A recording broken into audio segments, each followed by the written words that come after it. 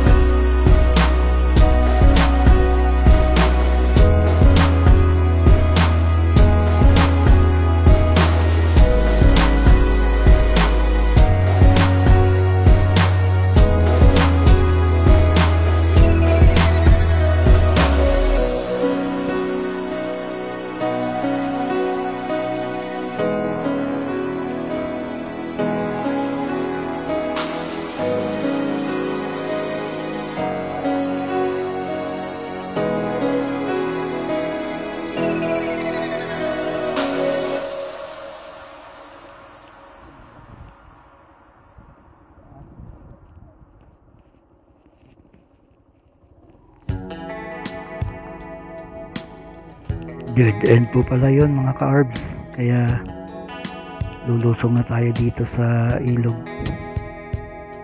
Kanina kasi diniretso ko lang yun dahil dati kasing daanan yun hindi ko alam na naputol na pala yun dahil na anuhan ng agos ng tubig, nagka landslide dun sa dating daan. Kaya pala sabi kanina ni Gerald kung maganda raw ang panahon sa ilog dumadaan, yung pala ito na yun. nasira na nga pala ang ang daan nga. Nandito na po tayo sa may sa may Tigom River at tanaw na yung ang pupuntahan nating diki. Doon tayo tatambay at magbablog. Dati maiksi lang yan ngayon pala paunti-unti nang ginagawa talaga dahil nga pang protection pagka halimbawa may malaki o limbaha na mangyayari kagaya nung 2008 na yun kalaking baha talaga nun, apaw to rito ang daming bahay na natangay nun, masira. Ito mga bahay na to sa may sa may kaliwa natin, mga bagong tayo na lang yan kasi yung mga dati ubos talaga yung anod ng tubig baha sa kasagsagan ng Bagyo Frank. Doon tayo pwesto sa may pinakadulo, sa may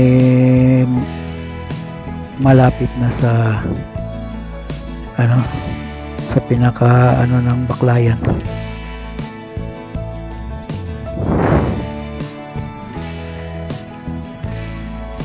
Off-road na ang daan kaya ang motor natin patalon-talon na din. Paunti-unti rin palang ginawa itong dike rito dati lang hanggang dyan lang yun sa may mataas na yan. Kaya dito na lang tayo magpapark. Parking and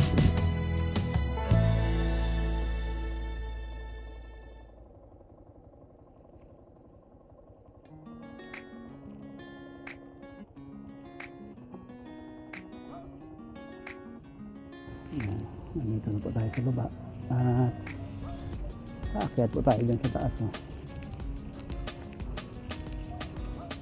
itong pinakahagdanan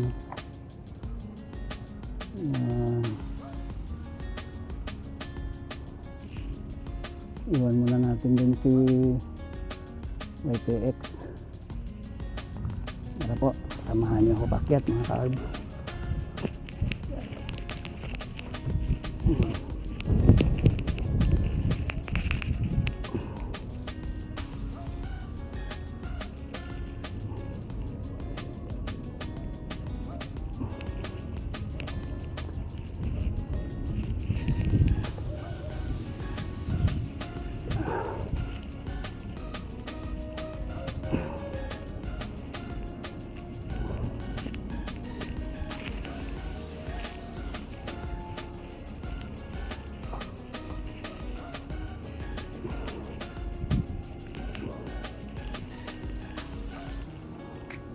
Nung last pala na nag-vlog po tayo rito, doon lang tayo banda sa may na yun at itong diki na to hanggang dito pa lang to noon last year ba yun?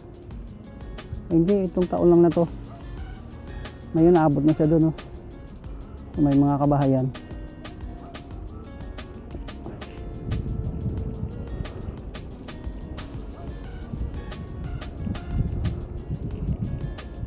So, kaya na.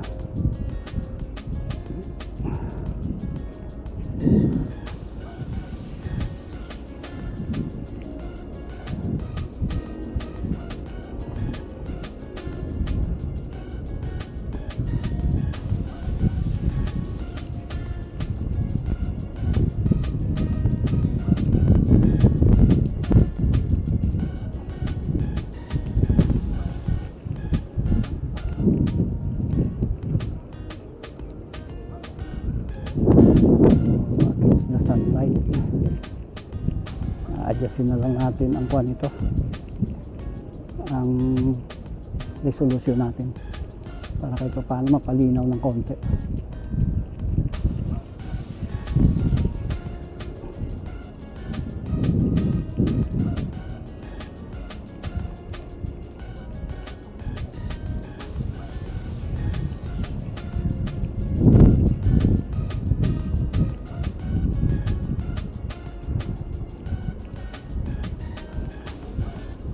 ng mga estudyante sa National High School.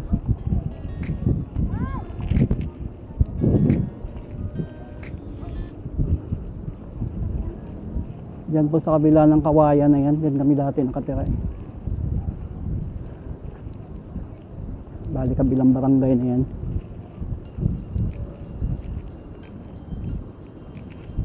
Hindi palang dumaan dyan oh. Ayun mga kaabro, may daanan pala dyan. Kaso may gate, minsan siguro sinasara.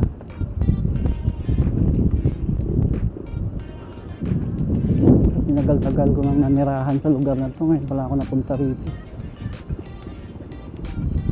Ay binuo, napunta ako rito, wala pa tong dito. May motocross pala dito.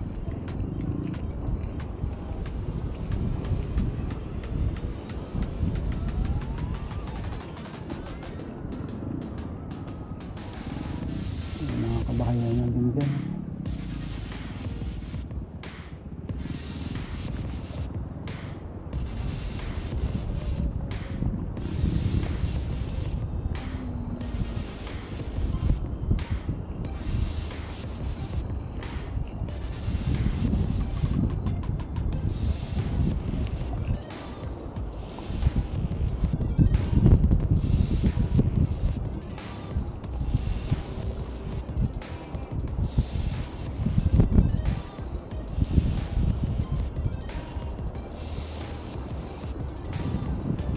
Medyo malabo po ang dumadaloy na tubig ngayon. Lagi kasing nag-uulan dito. Ngayon may ulan siguro sa kabundukan. Tatakpan ng makapal na ulap eh.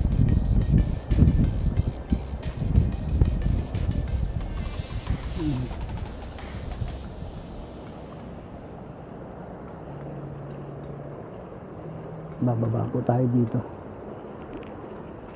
Yeah.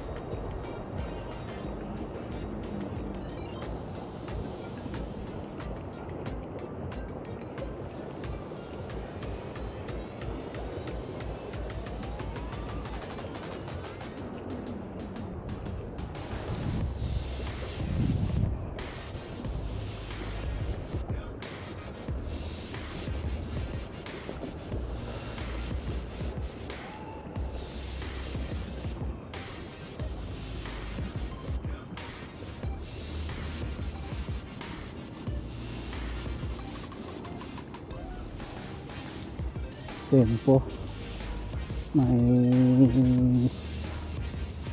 pang internet natin na i-upload natin ito mamaya. Lapit na rin ma-expire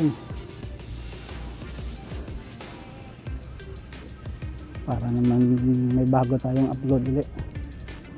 Ang last po kasi na upload natin yung mula Hotel del Rio papuntang Atria Park District sa may Mandurriao District dun sa Iloilo City.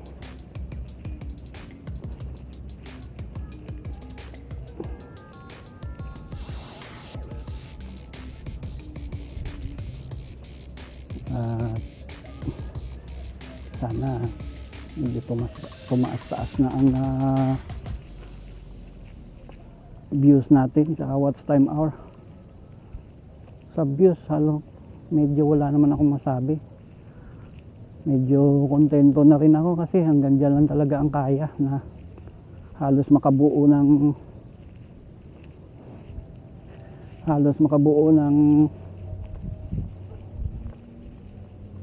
100 views kada upload. Kasi hindi naman tayo celebrity, kaya kukunti lang ang mga viewers natin. Ang nakakaano lang minsan yung yung watch time hour natin napakababa. Sa upload natin na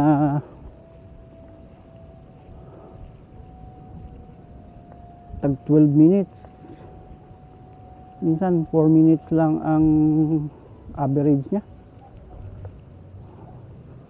na views ang watch time hour. Napakababa, wala pa sa kalahati.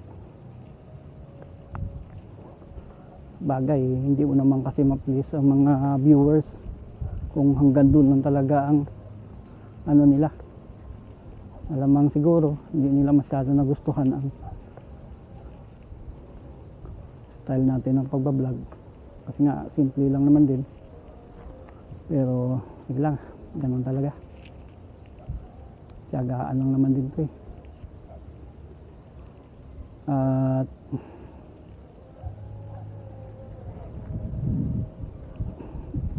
ito pa nga ang inaantay ko, higit na isang buwan hindi pa dumadating yung mail natin galing sa Google para sa pin natin para sa monetization. Nakadalawang balik na ako sa post office, wala pa din.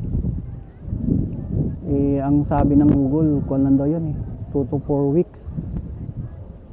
Kaso sabi naman dun sa post office, ang daw ng Google minsan nadidelay dahil sa layo ng pinagagalingan, tapos remote area pa tong bayan ng Maasin, at once a week lang yata ang delivery ng sulat dito.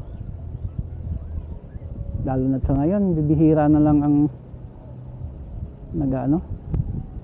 ang nagtatangkilik sa Koreo. Kalimitan kasi ngayon mga yung bang sa private na courier na idinadaan ang mga nila, kagaya ng GNT, mga LBC na yan. Kaya ito, tumatagal ang mga sulat, tumatagal na makarating dahil sa kukunti na nga lang ang umatangkilik. Pero sige lang, sana makarating nitong bali na nga pala, 5 weeks na pala next week na lang ako babalik doon, kasi sabi minsan daw umabot ng 6 weeks sa post office para makuha ko ngayon. At nang may encode ko na yung personal identification number natin para sa channel natin, para naman maumpisa na tayong makapag sa monetization natin, para kumita naman din tong channel natin. Yan na lang naman din ang ang hinahangad ko, kahit barya-barya lang kung may kikitain tayo, kahit pa paano may pantustos tayo sa pag ng channel natin. Gasolina halimbawa sa pagmumotovlog natin, sa mga road trip natin, kahit paano may mapagkukunan. Yan kung makabuo tayo ng $100, kasi minimum ata yan para sumahod ka, makatanggap ka ng sahod sa Google, sa YouTube, at least maka $100 ka sa revenue mo. Kaya lalo na't ngayon ang liit pa lang ng natin, napakaliit pa lang ng naipon nating revenue. Baka abutin pa ng taon yan, pero sige lang, huwag na nating isipin na hanap buhay to. Ang natin dito na parang na lang, gawin na lang nating hobby ito.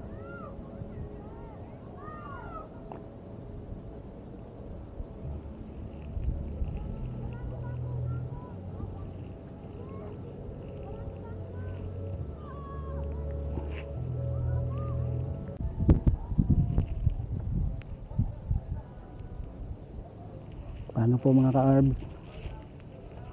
medyo papadilim na, takip silim na eh. Kaya dito na lang po natin tatapusin ang vlog natin sa araw na to, at maraming salamat po sa pagsama nyo sa vlog natin ngayon, at sana po magustuhan nyo ang napakasimpleng vlog natin ngayon. At sa mga nagustuhan ang vlog natin ngayon, baka pwede naman po makahingi ng isang thumbs up dyan sa inyo. At sa mga hindi pa nakasubscribe, baka pwede po pakisubscribe naman. At kung hindi pa kalabisan, baka pwedeng pakicomment naman po, para naman may conversation din ang content natin ngayon, ang vlog natin ngayon. Ano po mga ka-arbs, hanggang dito na lang, at maraming salamat po sa pagsama, at mag-ingat po tayong lagi. Bye bye.